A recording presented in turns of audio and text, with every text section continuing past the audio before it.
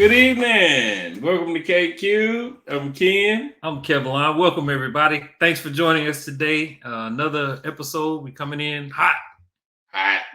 Super hot. Firecracker hot. Montgomery hot. In the go, baby. So, thank you everybody. Today, of course, we had an election go on today. Oh, it was a spectacular event. Something like a blue wave, possibly a blue tsunami. People getting tired of these Republicans implementing these policies that's running over them and sending everything up to rich people and neglecting all civil rights and trying to push black people back in the corner. They doing this. Everybody's tired of it. Everybody's looking for something that is at least gonna help them at some point. Now, I have been watching this. I was watching it pretty consistently all yesterday and today to see who was going to win, who was going to take what, who was going to do what. However, the only specific example that I can quote verbatim is the Kentucky. Kentucky. That's where Moscow Mitch from, ain't it? That's Moscow Mitch. Yeah, Kentucky. They decided to go ahead and implement the Medicaid expansion, and they put it under Kentucky Care Connect or something they call it. Yeah. And the people said that you're not gonna mess with that again. Not to mention, they voted in Kentucky a Democratic governor. Well, they did. Yes, and it is a very red state. So I was debating with one of my Afro maggots, and he complained that I told him Kentucky, they hired a Democrat or whatever, and they're red wing. Oh, he's texting me right now. He said, interesting. Oh, he's sending me links. Good Lord. Stop that. Stop that. He's still texting. Man, we had to pull this up on the screen. So, my Afro maggot, he does this thing where he's like, I'm not a Republican. He's like, I'm not a Republican. I'm just trying to tell you that Democrats are racist. And I'm like, okay. And yeah, he throws out a mean characterization all the time, as if that's making a point, But no, he's not telling me. Trying to dog out Kamala. But what was I telling you before he started texting me? What were we talking about? You were there. Well, we talked about several things before then, but just I can't rewind it.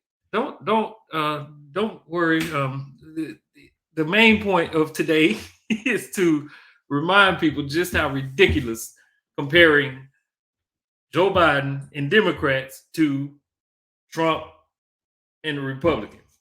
Like doing a comparison, you end up falling way short on the Trump end and on the right. They're ridiculous. The thing about it is everything about it is ridiculous. Like a talk show host become president all off of image. A guy that squandered hundreds of millions of his daddy's net worth and lied about his net worth, literally to the point where he's now civilly being held as being a fraud. And he's still a serious candidate.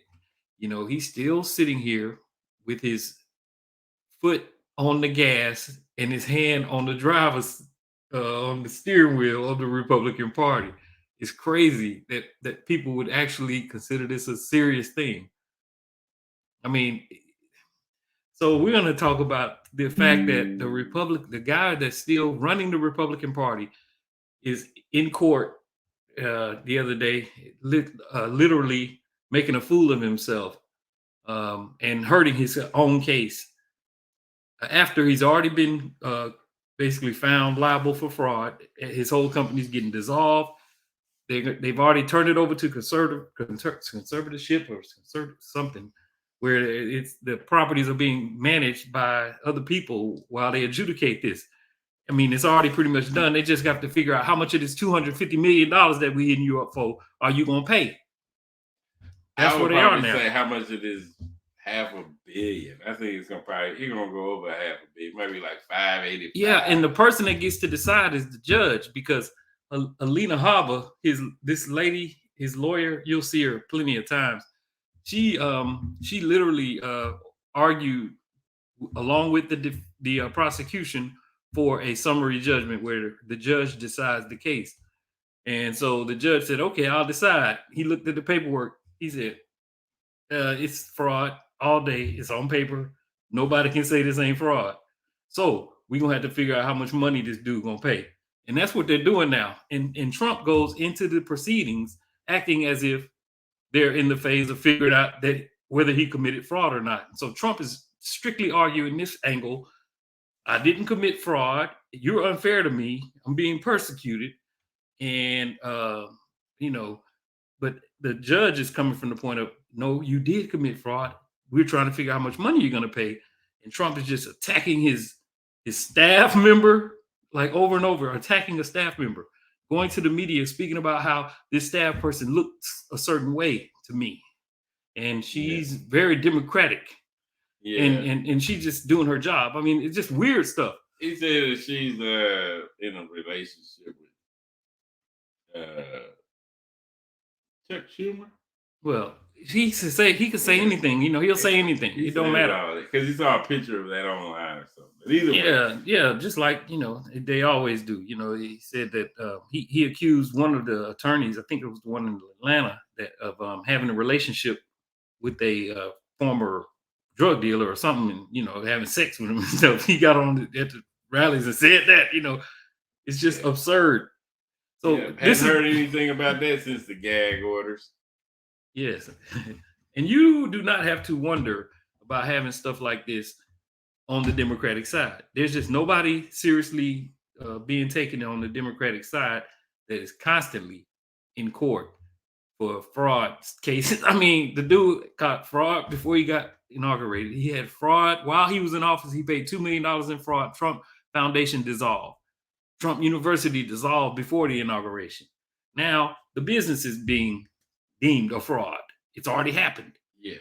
And he's not going to be able to do business in New York. All this stuff can be revoked. He got to sell stuff to gather up money. Now he's supposed to be this ultra billionaire that y'all just put up in the category of somebody who should be given power based on how much he has amassed. No, this dude literally broke. He squandered all of his daddy's money.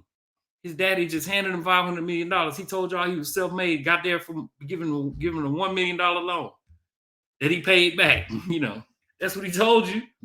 I mean, so this is his real life world now. And we're actually considering this party and this person a legitimate candidate. I mean, it's obviously weird and sick.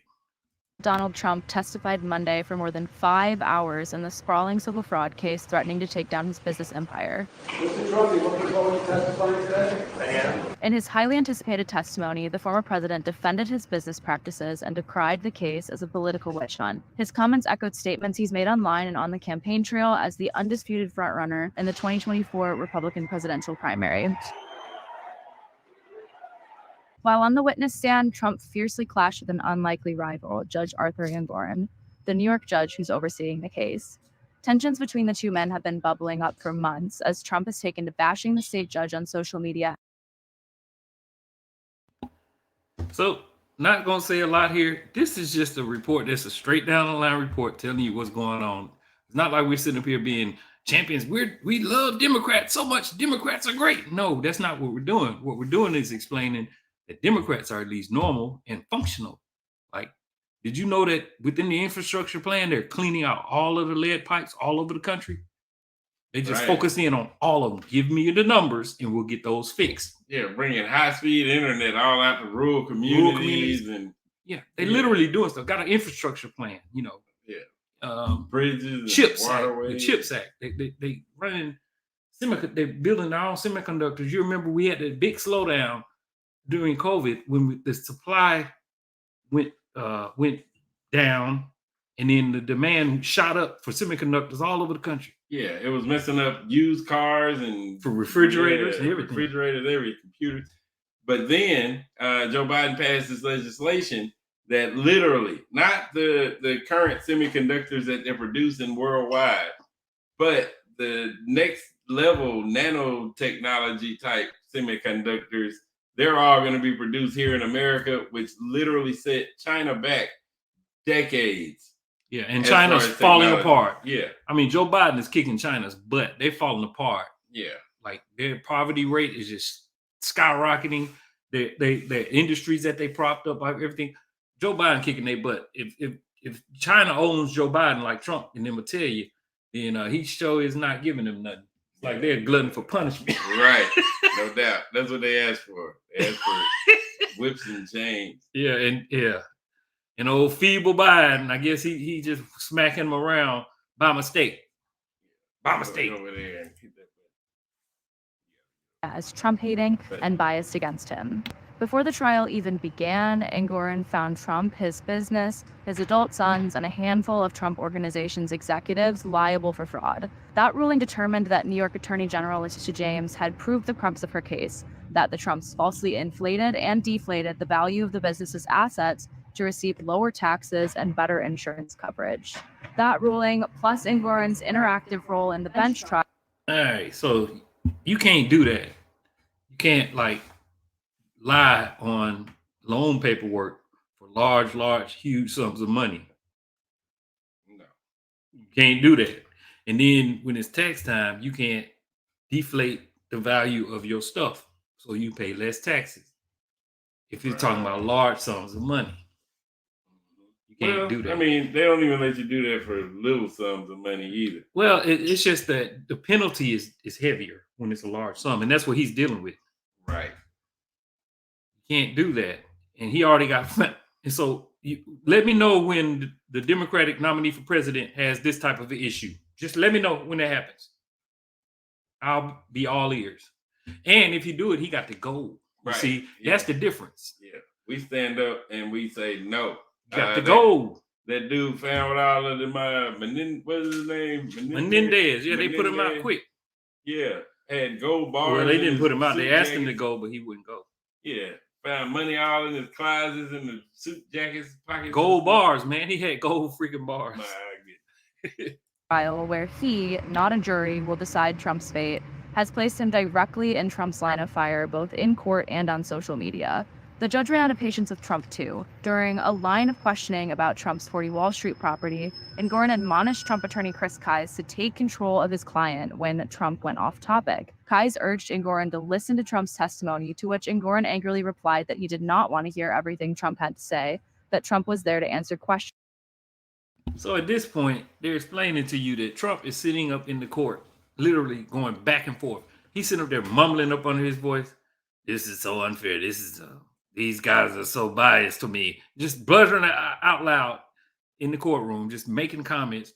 The judge keeps asking, hey, can you stop doing this? Can you stop doing this? He won't stop. I mean, the guy's literally like off the rocker. Like there's been like the first debate against Joe Biden. Yeah, or the one with Hillary where he kept walking up on her. Yeah, he kept walking behind her and stuff. Yeah, stalking her. Oh Lord! If Hillary had to turn around and smack him one time, that would have won the election. Oh yeah, absolutely. Or if Jim Comey didn't come up 11 days before the election and say that we found a set of emails that was just handed to us from the New York Bureau or the FBI that's been holding on to the laptop for over 3 or 4 months. Yeah, and they just popped it up 11 days. Yeah, so even that, but no doubt. tangent. Andy Weiner's computer.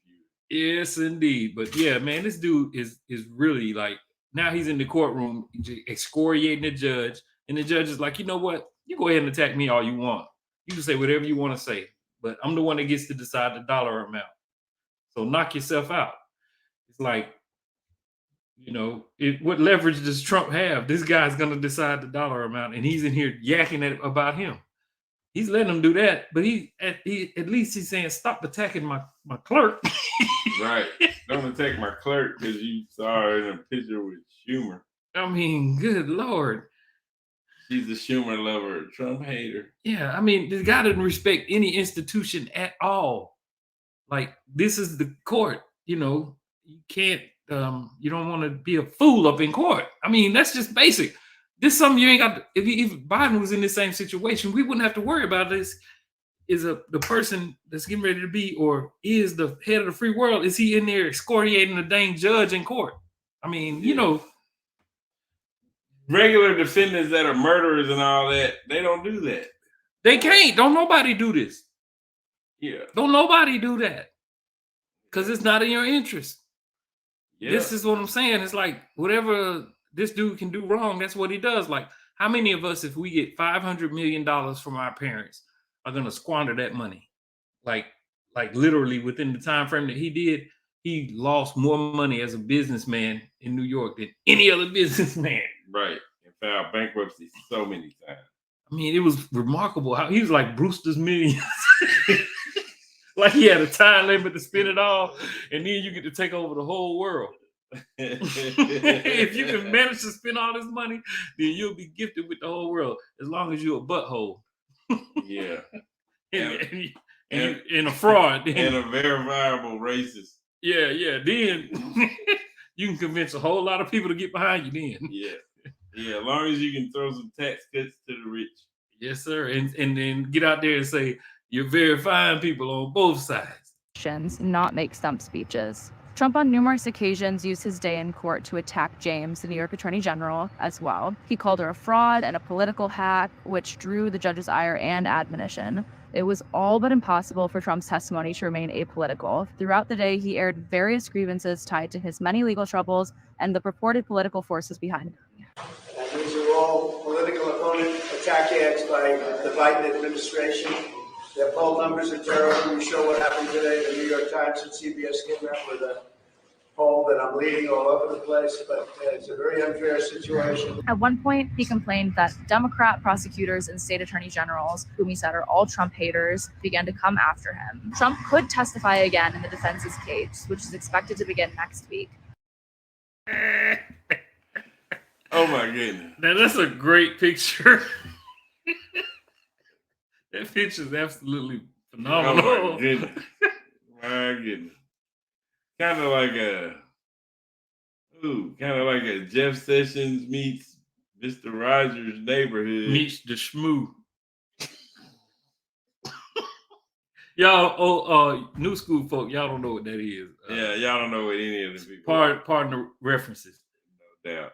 But that's one picture. That's one good picture. Oh my goodness.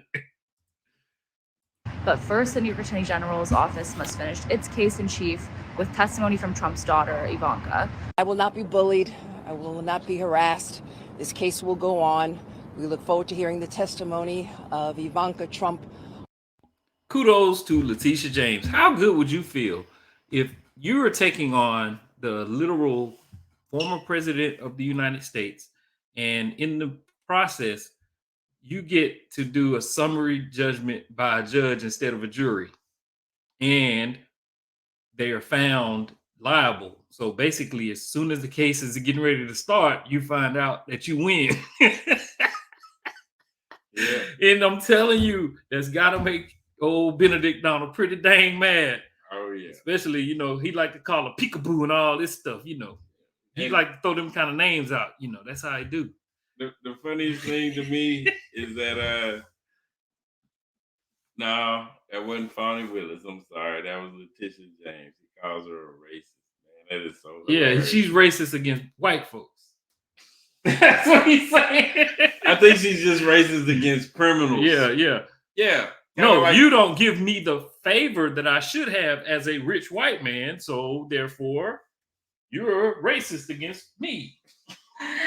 I mean, that's literally how he thinks in his brain. Yeah. That's how it translates. You should No be doubt. giving me deference that I should get from you based on who you are. You should be treating me a certain kind of way. And if you don't, you're racist. Like if you're a DA, there's no way in the world you should ever be able to prosecute me. Who do you think you are? Look at you. Right. Just like he did with those election poll workers in Georgia.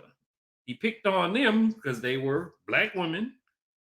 That's what people that have racial tendencies do. They pick on, go after two black women in there doing their jobs, working in the polls, getting the votes through. Run them in the ground. That's what they dogged him out. He went all over the country doing rallies, bringing up, Ruby Freeman, Shay Moss. Yeah. You see them, they're professional election fraudsters, just going off, then got totally reamed in the courts behind it, just like this was reamed in the courts. I mean, when you're guilty of stuff, you don't get mad because people bring up that you are guilty of stuff. On Wednesday, and then we plan on closing our case.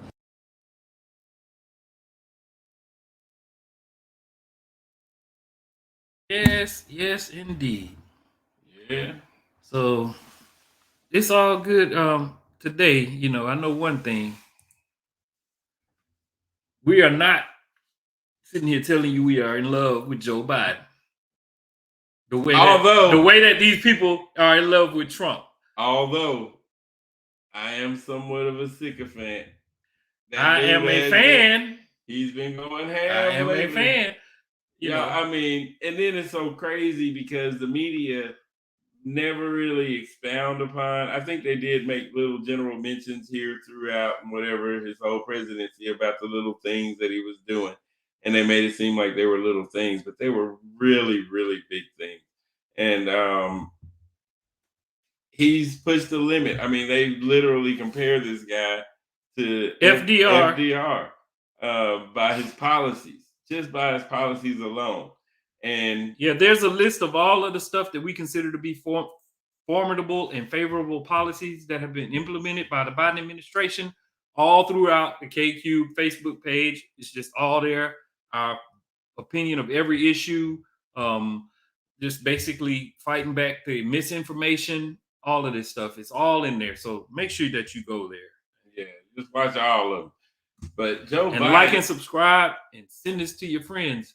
Or like I like to call him, Dark Brandon, my man. Dark the Brandon. Look, this dude has gone ham. And the whole time he's been doing it, he's been telling you exactly what he's going to do, how he's going to do it, all of that. Campaigned on it. Yeah.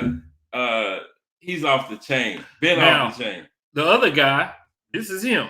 This is what you will get from him. It's a little different. Pardon. Now, this is my girl, Stephanie Miller.